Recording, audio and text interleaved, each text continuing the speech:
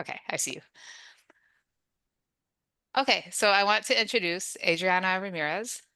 Um, so she is a Colombian author, Spanish teacher, and teacher trainer who teaches all levels of Spanish. Just a side note that she gives she gives wonderful advice for all the levels, but I feel like she has a special knack for teaching the higher levels and AP, and I see her comments a lot on Facebook, and they just always teach me a lot about those levels, which have their own challenges. She regularly coaches teachers and presents workshops in Canada, the United States, and Europe. And she'll be at the CI Summit, like I just mentioned. We're super excited to have her. She is passionate about sharing the beauty and culture of her country with the world, which shines through her novels. And if any of you have read any of her novels, you'll see that the culture is just absolutely center to the stories and just beautiful and very, authentic and from the heart. So super excited to have you here today, Adriana. Thank you, Erin. Thank you for inviting me. Thank you for having me here. I feel I'm catching my breath. I just came back from school. It's 3:45 p.m. here in Vancouver. And I work until 3. By the time I get rid of the students out of the door, come on, my loves, go to the parking lot. It's like, whew, okay, I'm here. So I always feel like I'm rushing. But thank you. I love these spaces, and I love working with Erin and all the spaces that she creates for us authors to share what we know with you. So I actually have given a lot of webinars with voices, and they are recorded, and they're posted on their YouTube page. So when Erin invited me for today's space, I was like, okay, let's do something different, because after the webinars that you can already watch them if you want, um, people always are contacting me because they want to know more about my books, and they want to know more about the levels of the books. They want to know about the teacher's guides.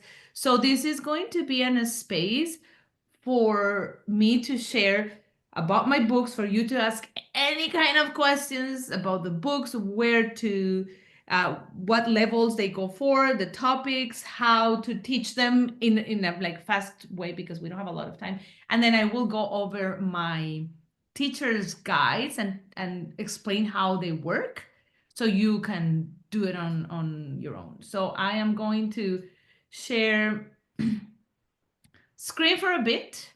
I'm going to be changing screens here and there. So, oh my God. See, this is okay. So here a little bit about myself. If you didn't know me, my name is Adriana Ramírez, originally from Colombia. This is my Instagram at Veganadri. Follow me on Instagram. I post is a teacher's account, so I post a lot about reading, culture, decolonizing the language classroom, tips to use books and novels in the class. And this is my website, adrianaramirez.ca. I have published 20 books at different levels, from beginners to advanced IB and AP, like level 4 heritage students. I teach IB. I teach a Spanish grade 9 to 12. Nines are the first ones that take a Spanish in Canada, and then regular 9, regular 10, and then IB diploma standard level grade 11 and 12. So with that being said, I'm going to stop the sharing and open some teacher's guides so I can go over them. Do we have any, like, let's start with a little space for questions.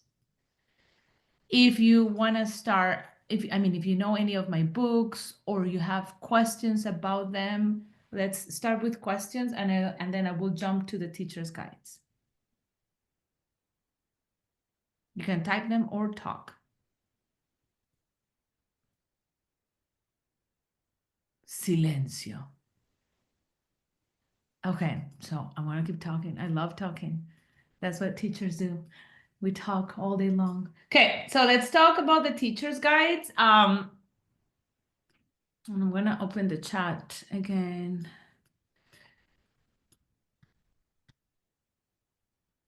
Okay, one question. Some of the books are available, some of them are translated into French, some of them, not all of them. So yes. Oh, see, good questions are coming now. So Yulina Avila says, I have been wondering, how do you integrate your books with the IB curriculum? Love that question. Hopefully I will answer it when I share the teacher's guide for the advanced levels. And then, okay. No, the books are not on Plan Good. Okay, so let's talk about these ones. I'm gonna share with you the teacher's guides, like I'm sure, like so you have a visual and see how they work. So if you are going to use my books, you can find books for level 1, which is absolute beginners, to level 4. For example, the collection En Boca Cerrada no entra, the collection Por si las moscas, I have written 3 books in that collection. The collection so far has 5 books, 2 written by my friend Margarita Perez Garcia and 3 written by me. So these books, I use them with my level 1s, with my grade 9s, which is the first year that they're learning Spanish. The beauty of using a collection, and I use all the books in the collection, is that some of them I use them as a class novel. Some of them I use them as a TOC plans. TOC is teacher on call. In Canada, we call it teacher on call. I know in the United States, we call it substitute teacher. So because it's a collection, the themes, the characters, they kind of go one with the other. So it allows me to make connections and to guide some reading and let the students be independent with other readings. So for example, when I am this book, Soy Yo la Mosca, I read it as a class, as a novel, and I do all the reading together. Mosca Mosca, that is written by my friend Margarita, I have it a class set, and I do it for substitute teacher plans, because let's be honest, when we're sick, we don't want to write plans. That's the last thing that we want to do. We're sick, we are in bed, coughing with fever, and it happened to me at the beginning of February. Writing plans, it's a nightmare. And the other thing is that in my case, I know I won't get a Spanish substitute. They don't exist. So I have to write plans for the kids to be independent. Like I want them to keep learning Spanish, but independent. But I am sick. So what I do is that they have a class set with the package, with the questions and things that I prepare, and they grab their novel, they work on the package. That's the beauty of the collection. And that's the beauty that they're written for language learners in level 1, so they can be independent. But when I am doing a class novel, I will do this one as a class. This one that I was going to show, this one, Cara de Mosquita Muerta. So it's a collection called Por si las moscas. And all the books are written inspired in a saying with the word mosca, because there are a lot of sayings with this word in Spanish. So this one, Soy Yo la Mosca, it has No se oye ni una mosca as the saying that works around the book. And I do it with my level 1. This one, Cara de Mosquita Muerta, is a level 1 book, but I like starting my level 2 classes, my grade 10s, after they come back from the summer, they think they forgot everything. And I hate doing reviews. I'm not going to do a review. I just read with them, and I take a couple weeks reading with them. An easy book, a book that is meant for level 1. So I have a class set of these ones, and I start like easy, warming up, coming back to the school year, starting with an easy to read book that they feel very confident when they start reading. They actually, oh, I know this. I actually know this. I remember Spanish. And this book allows you to, it has a lot of TPR. TPR is action verbs. So the book has a lot of action verbs within the story, so I can move with them. We stand up, we move around. It reviews parts of the body, it reviews parts of the house, it has high frequency verbs.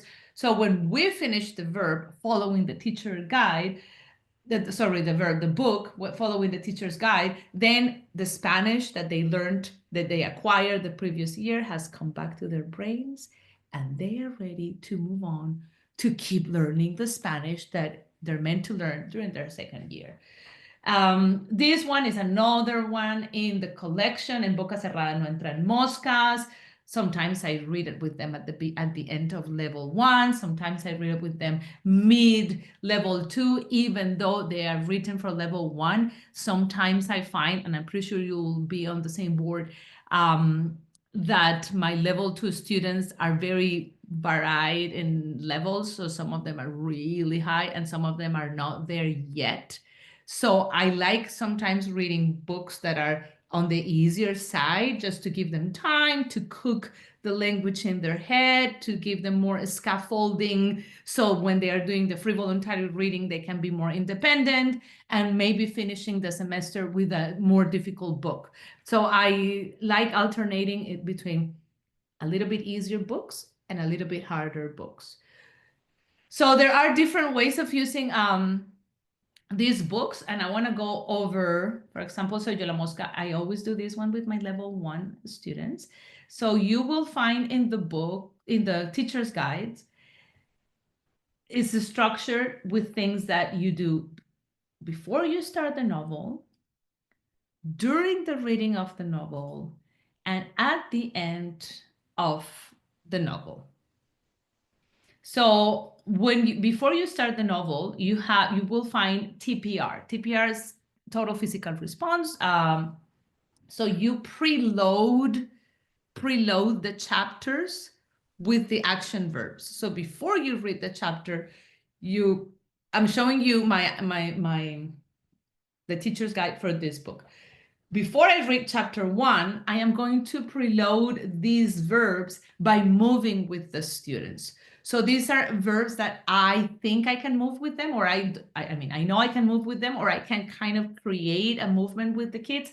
So vivir, sometimes I don't know the movement, so I will ask them, how do we represent vivir? Like, let's move. So I chose that one. So vivir, decir, I have this movement for decir, volar, tener, mirar, caminar. So I would ask the class, toda la clase camina, toda la clase mira a la maestra y camina, toda la clase mira a la maestra y vuela, toda la clase mira a un amigo o amiga y vuela, vuela rápido, vuela despacito, vuela como un avión, vuela como Superman, vuela. So the idea is that recycling these verbs and make them move.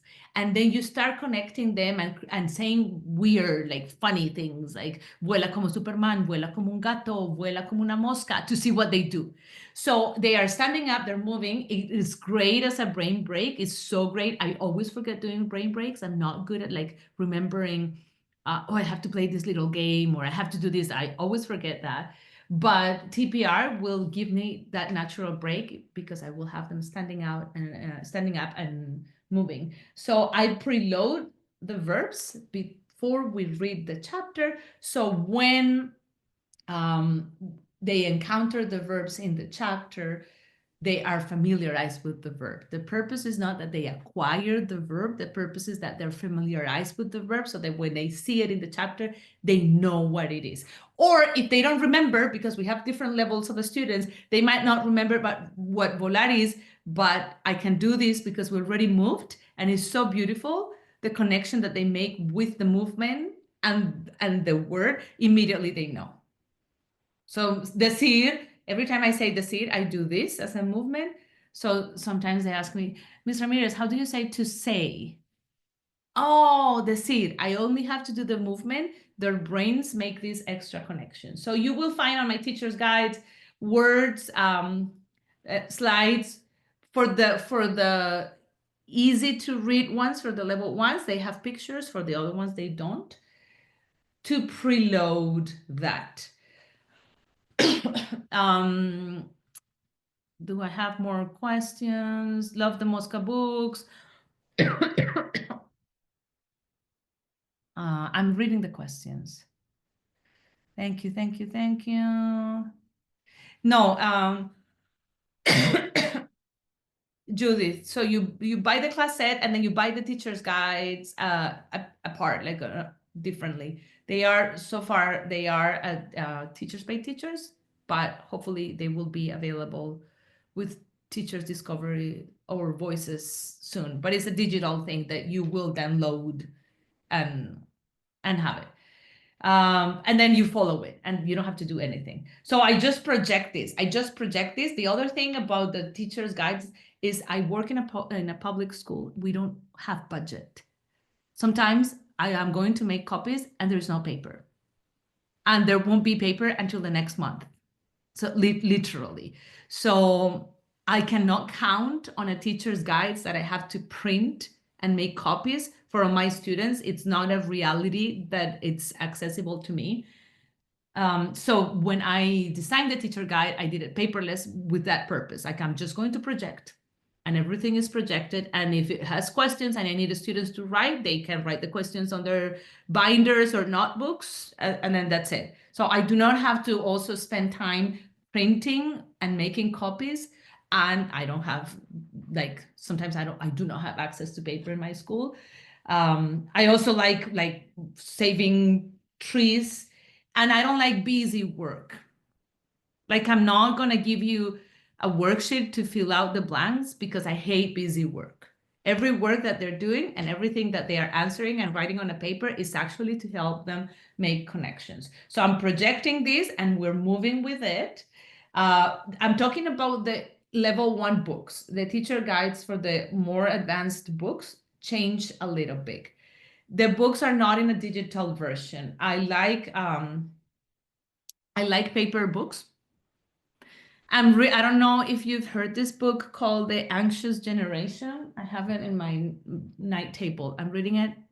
The Anxious Generation, and how Gen Z, which is our students, are so hooked and attached to the phones, and the damage, the rewiring that is making to their brains.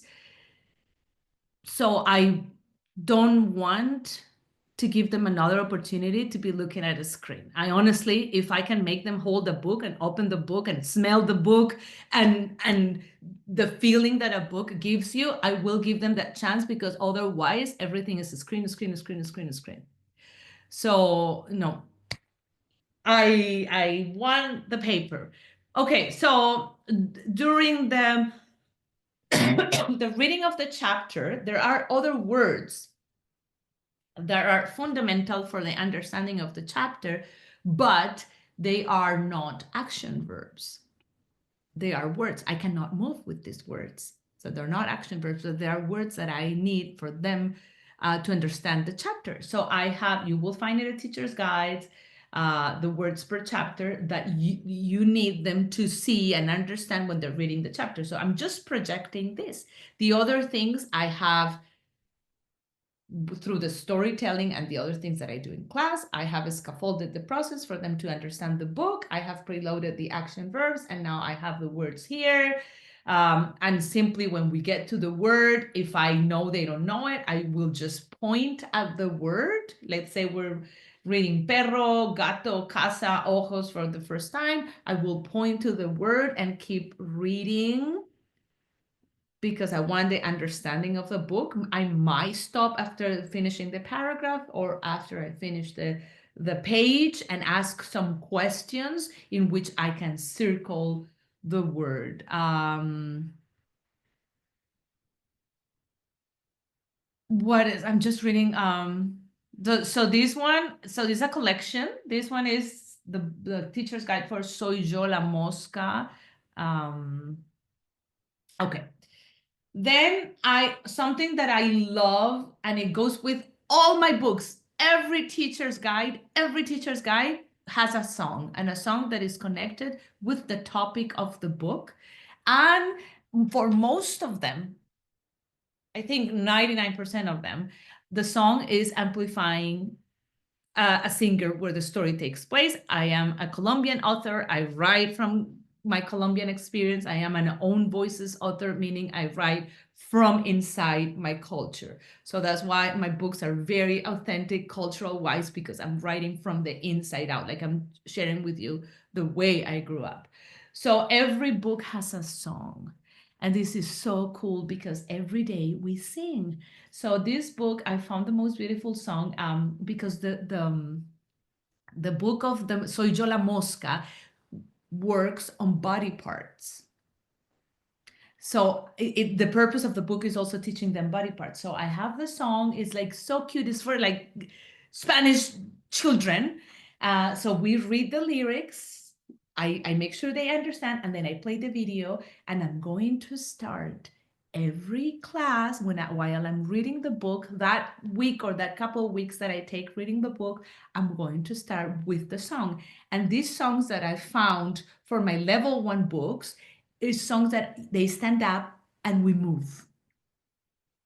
And it's so beautiful. And yes, I teach grade nines, and we move with the grade nines, and they love it. And it's a children's song, and they don't care. They love it. We're all moving and dancing, and it's very compelling. And they understand what they are singing because I have the lyrics. So they are also learning from the song.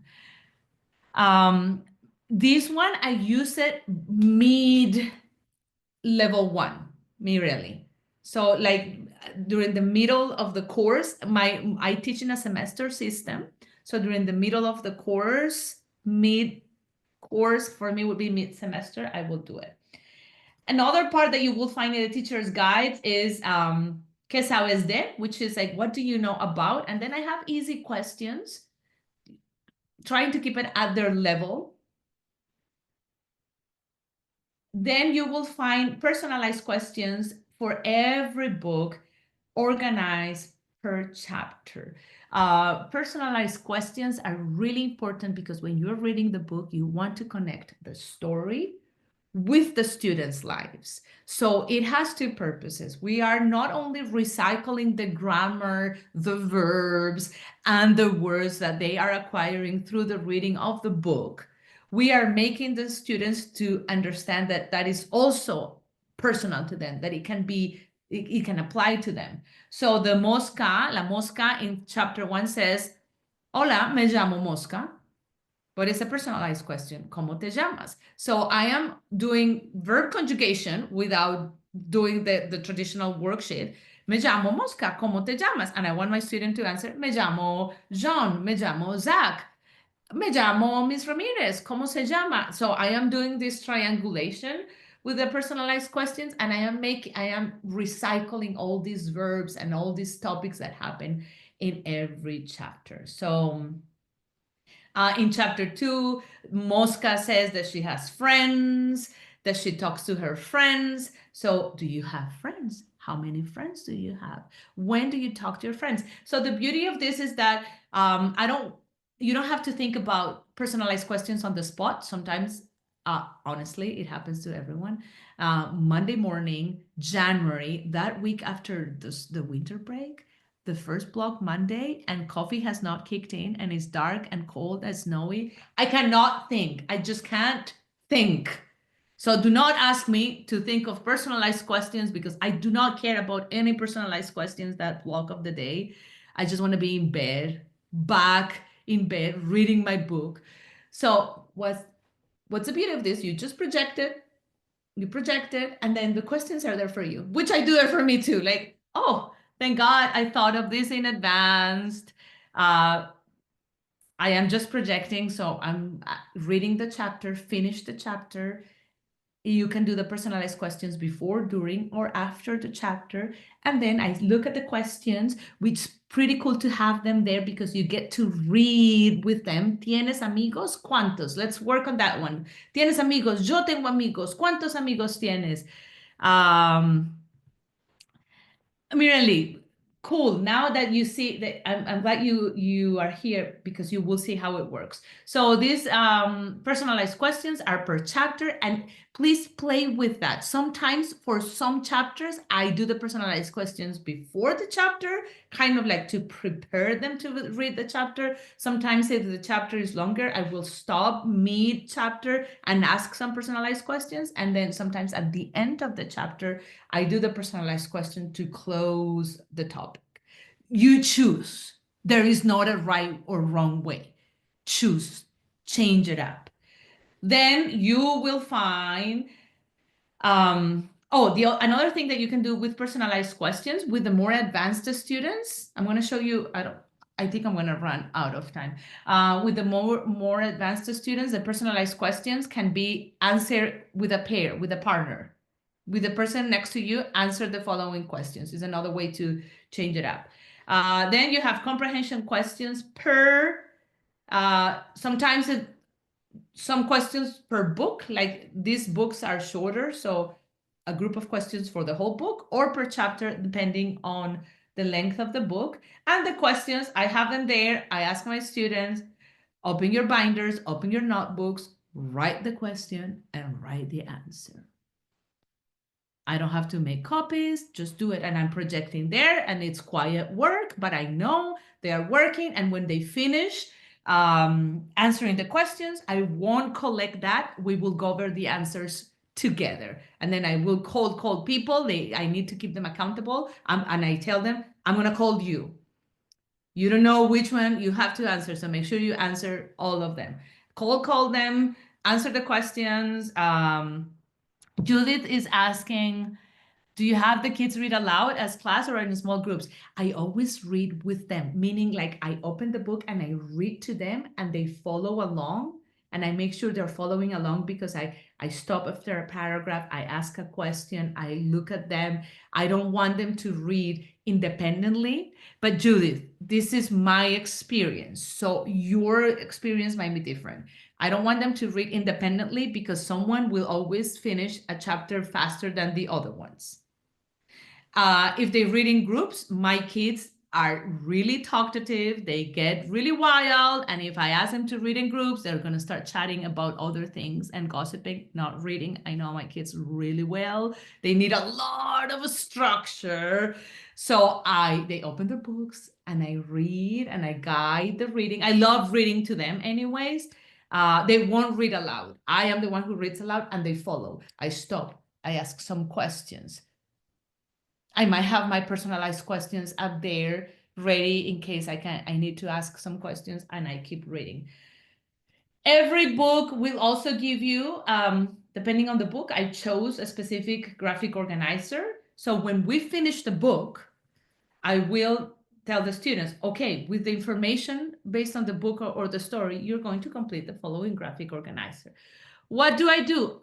Like with the students, what do you want me to put in the boxes? I don't know, my love. That's your job. You decide. You're going to choose based on the story how you want to use those boxes. And I am going to collect and I'm going to see your way of thinking and your logic of you presenting this.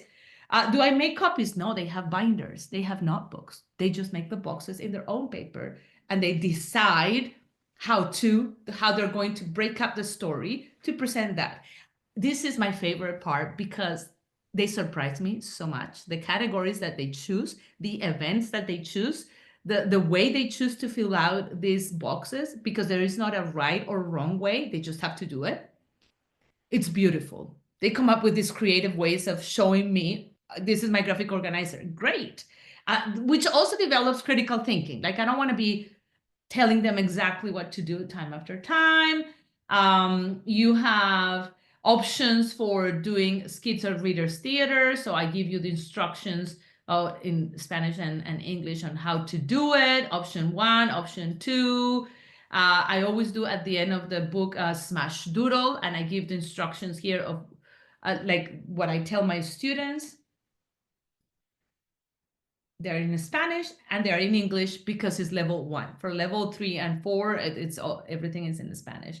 But I'm give them the instructions, and this smash doodle part, they do it with their own papers and their own pencil crayons, and then at the end they submit the smash doodles to me, and we do, if I have time, I don't always have time, but if I do it towards the end of the semester, they submit the smash doodles to me, and we have an oral exam based on the smash doodles. So let me take a picture of it. Sorry. No, don't move it, don't move it, don't move it, don't move it, don't.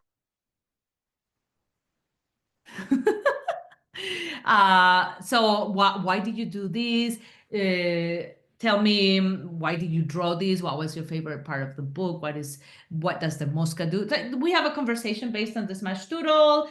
I like my thing. I am big on culture.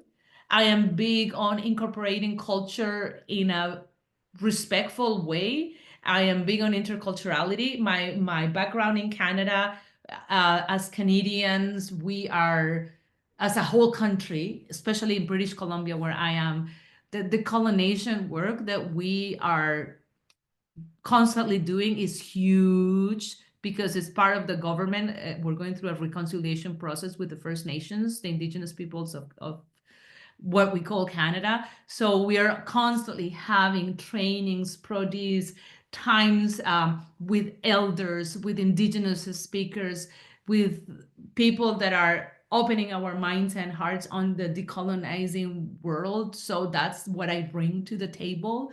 So my way of assessing culture is through interculturality, and my way to assessing a novel is always through interculturality. I'm not going to assess you like how many people are in the book or what happened exactly. No, let's make connections with your own culture. So I'm giving you options to assess through interculturality, both orally and written. So you will have this teacher, and then you project this and you tell the students, okay, this is what you have to do for your oral presentation on interculturality. I'm going to give you a class to prepare, and then tomorrow we'll present. And for the written exam, I will project this the day of the exam. I don't want them to study. I do not want them to study. I will tell them, we have an exam tomorrow. On what? On the book. We've been reading the book for 2 weeks. So you're prepared. You don't need to study. So if they come, I will literally project this on my screen, and I like giving them options. So I usually give them a couple options, choose 1 or 2, and then write. So you will find cara de mosquita muerta. So the first one that I show you was just, this one is Soy yo la mosca. I do it mid-course. Cara de mosquita muerta, and then en boca cerrada no entran moscas. So you have the teacher's guides. They all follow the same structure. I have 5 minutes to show you the level, the advanced levels. And I know someone asked me about IB. So for example, this is a book that I read with my IB classes last semester when they were doing IB grade 11. Maria Cano is part of the Colección Revolucionarias, and she was a feminist Colombian feminists that work towards labor rights, votes for women, like beautiful revolutionary. So historical fiction. So again, although the structure is the same, I am not going to put all the images for this because I'm talking about grade 11s and grade 12. So they're older. I just need the verbs so I can preload the verbs. I can preload the verbs before I read the chapter. I always have a song, and the song that I find, it always goes with the topic. This song, Flor de Lava, they are a group from Colombia, a brand new group. They're pretty new. And this song that I found, El Velo se cayó, is about how el velo, I think is the veil in English, fell. And then now women can see things and can see el patriarcado and how we have been stereotyped. And so the song always makes the book and the story be more powerful. That's part of my experience. I want this like an experience.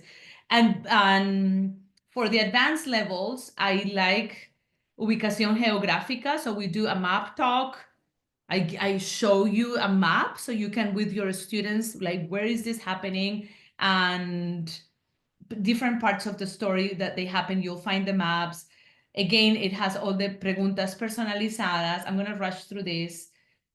It has preguntas de comprensión. So sometimes, just to change it up, you have it there. You can just project it and have them writing down. But sometimes I just don't want them writing down everything because it gets boring and then they will hate me. So we finish a chapter, and then these comprehension questions, we're just going to answer them orally as a class. Boom, boom, boom, boom, boom. Or you're going to answer these questions with the person sitting next to you, or you're going to be in groups of 3. You're going to answer these questions. I'm talking about IB students, which is IB, AP, Heritage. These people are there because they want to be there. So when I tell them, answer these questions, they will actually answer the questions. These people, and they have more Spanish so they can have these conversations. And sometimes if I am sick, if I am tired, or just I want them to be quiet, answer the questions on the piece of paper, write it down, and then we'll go over the answers together. So you have to find different ways that it works for you. Photos, I have pictures for the advanced books. I have pictures that help you enhance the cultural part, the historical period. So you can have a picture talk, meaning, what is a picture talk? You just talk about the picture. Like, what do you see? What year do you think it is? Remember that you do this either during the reading or at the end of the reading, so they will have some background. What do you see? What kind of clothing? What kind of building? Pictures of the character. This is the real Maria Cano.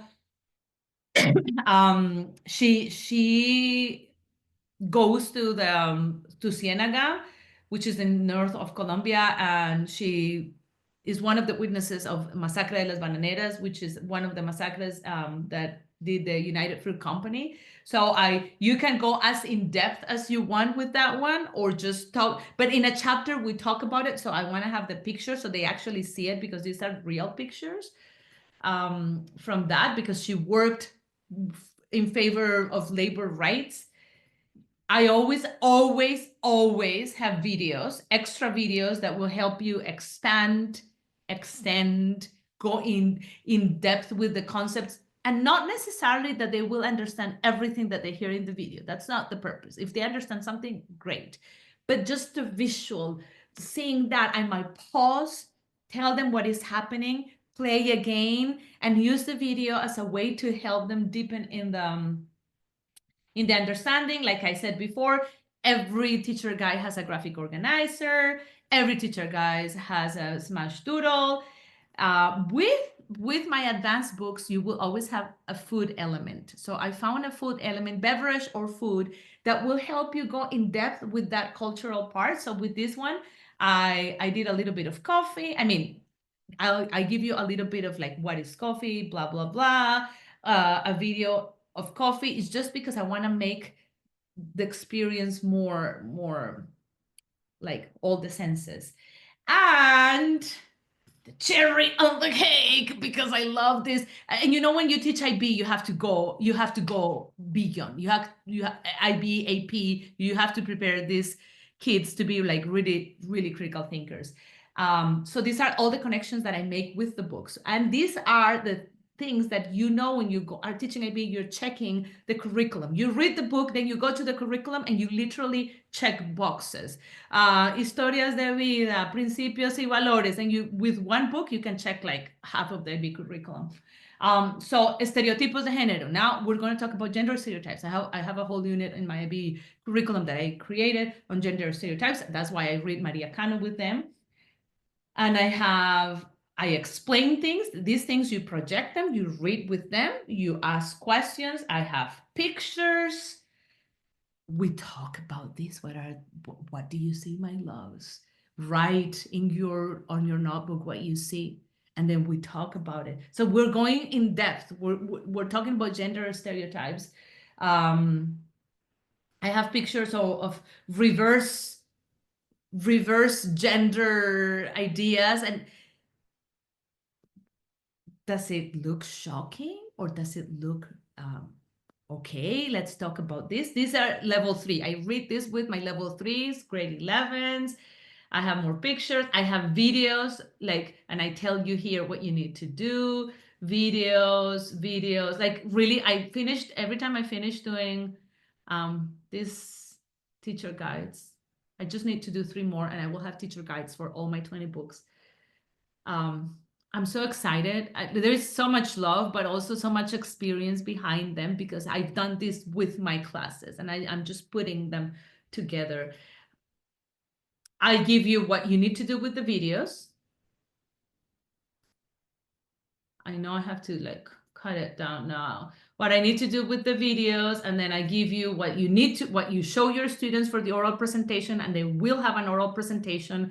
I will give them options, guide for the oral presentation, and then I will give you the options for the written exam, which is inspired in the IB written exam. The IB written exam, they get 3 different situations with 3 different formats, and they have to choose the situation that they feel more comfortable with the right format for that situation, because the format has to match what the situation is requiring from them. So I just project it there, and they read, choose your favorite one, the easiest one, but you have to choose the right format. Of course, I have previously taught all the formats to my IB kids. So after doing all of this, everyone is successful, and everyone can choose one situation to write about.